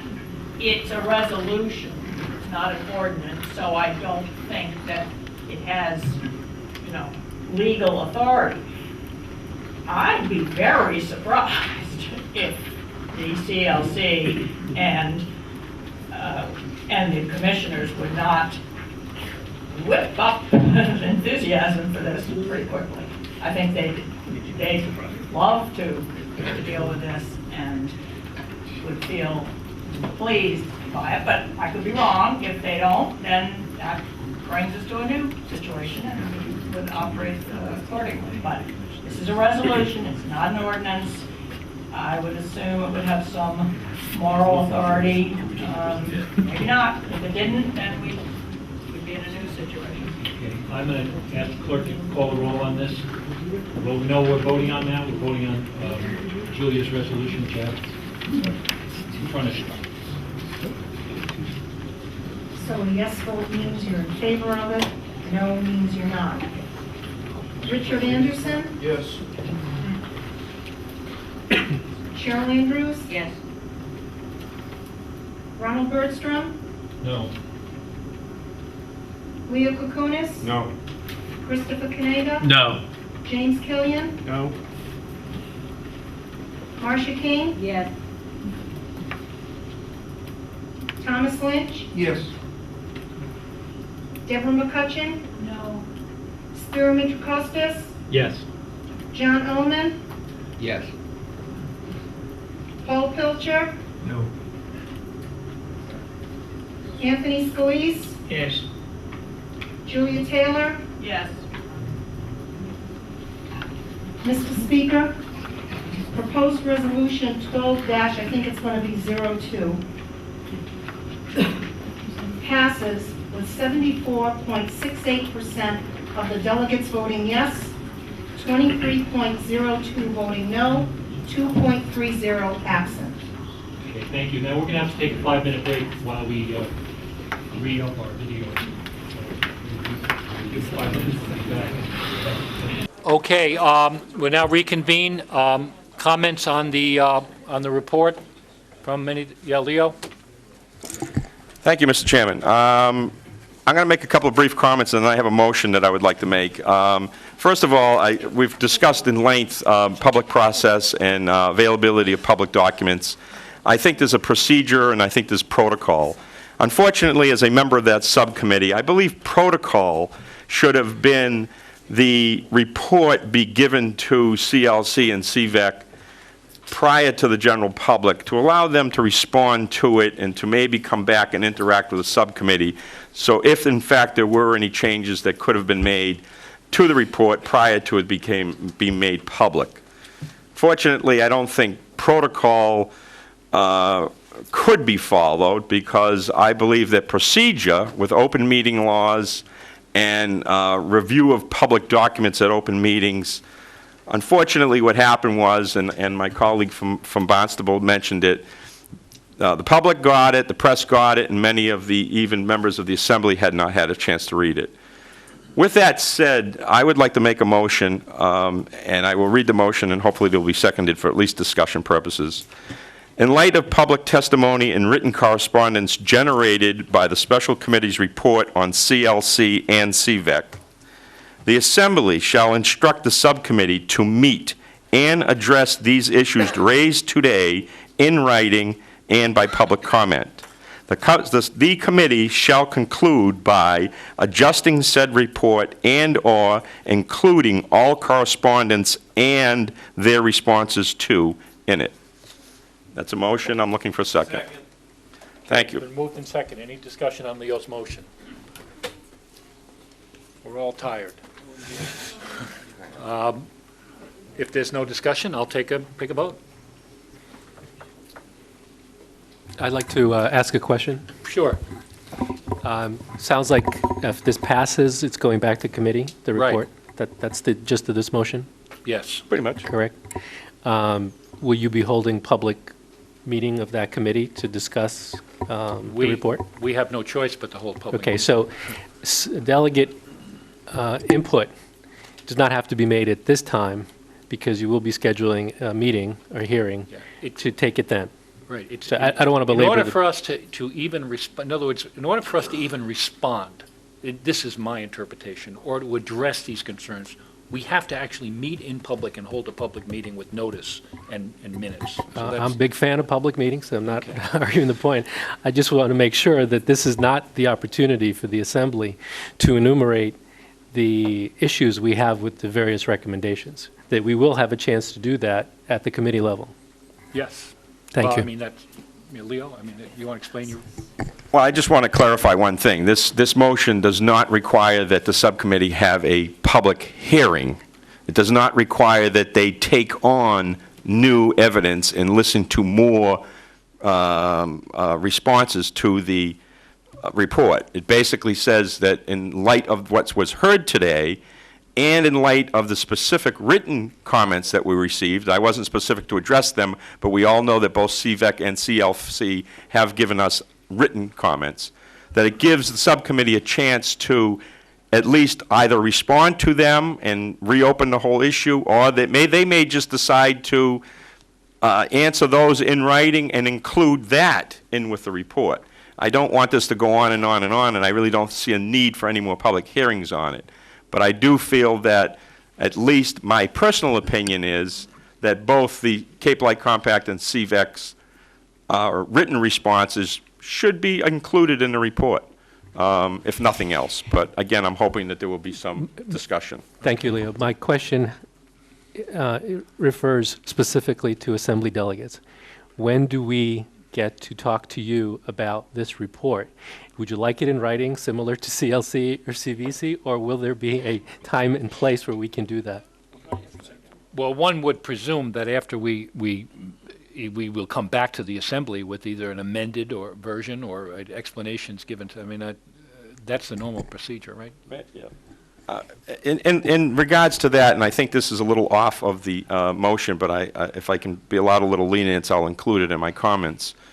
I quite frankly don't believe that the Assembly, and I know some members of the public, and there are some even officials who have asked the Assembly to vote on either rejecting the report or somehow doing something with it. It would be my indication, as having been served on many subcommittees, when a report is made, it is the subcommittee's report. Now, once we give you the report, I don't expect, unless someone wants to act on one of the 7 recommendations that's in there, this could just be put on the shelf, I guess. If no one feels that the subcommittee's recommendations are worthy of discussion, then just don't bring it up, and subsequently it dies. It's our report, though. You can't change it or alter it. It is the report of the subcommittee. It would be my intentions as a member of the Assembly to certainly pick out 1 or 2 of the 7 recommendations and bring them out as a resolution for specific discussion and possibly a vote of support of the full Assembly. But again, that's down the road. I think that saying that the Assembly itself as a body has the ability to reject this report or alter this report, I don't think it's been our procedure in the past. I mean, I've sat here for almost 5 years or 4 years now, and I've never heard anyone say, we're not accepting the Finance Committee's report. I've heard them say they're not going to act on it. I've heard them say they've made a motion in direct conflict of the committee's report. So I think we're kind of confusing a little two things here, and I would hope that once the final report is given and you have accepted it by virtue of just receiving it in your hand, if you don't act on it, you don't act on it. That's up to you guys. Mr. Speaker, if you can indulge me one more time. Yeah, go ahead. In light of that comment, can you please explain to us why this report is going back to committee? Well, it's not going back to committee unless you accept Leo's motion, all right? The reason that I am going to support this is very simple. You guys have received copies of the responses from CVEC and CLC. It's not in my policy to send a personal response to their responses, and I don't think anything is going to be served by going back and forth with allegations, a lot of which are totally untrue. I mean, they claim we've said things that are untrue. I can sit here and say that they have said things that are untrue, but where do we go with that? I mean, that's the question, is where do we go with that? The committee has not had a chance to respond to these things, and basically we have been given a lot of recommendations, some by the public, some by the members by the delegates, and saying we disagree with some of the things that are in the report. Now, as I said in the opening of this meeting, as Leo is quite correct, the report is what it is, right? But the committee that created the report can also amend it. We can sit down and say, you know, we don't want a forensic audit. We would want something more like what Julia says. So that's the path of least resistance. If you allow the committee to go back again next Wednesday or so on, and do that, and address the concerns and / allegations that are made against us, and to review the documents again in case we missed something or we agree that we made some, then we might have a clean report that everyone can agree with. If you don't, then our report is going to stand verbatim, okay, on the website, forever. That's what we're talking about. So, okay. Anyway, let's take a vote. Okay, on Mr. Kukunis's motion.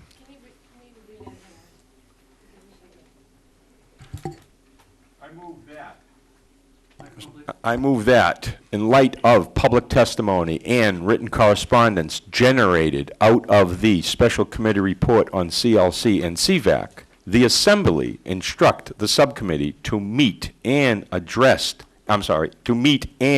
respond to the issues raised today in writing and by comment. The committee shall conclude by adjusting said report and/or including the correspondence and their response to within the report.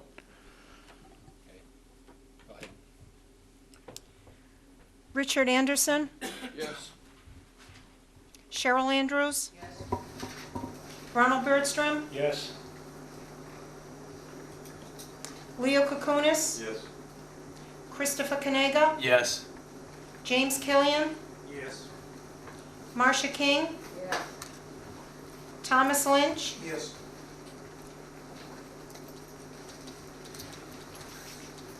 Deborah McCutcheon? Yes. Spiro Mitrakostas? Yes. John Oman? Yes. Paul Pilcher? Yes. Anthony Scalise? Yes. Julia Taylor? Yes. Mr. Speaker, Mr. Kukunis's motion passes with 97.70% of the delegates voting yes, 2.30 absent. Okay. You sure you don't want to amend your answer then? Anyway, all right, I'm going to move right along on this meeting, and I guess, is there any other business to be brought before the Assembly? All those in favor say aye. Aye.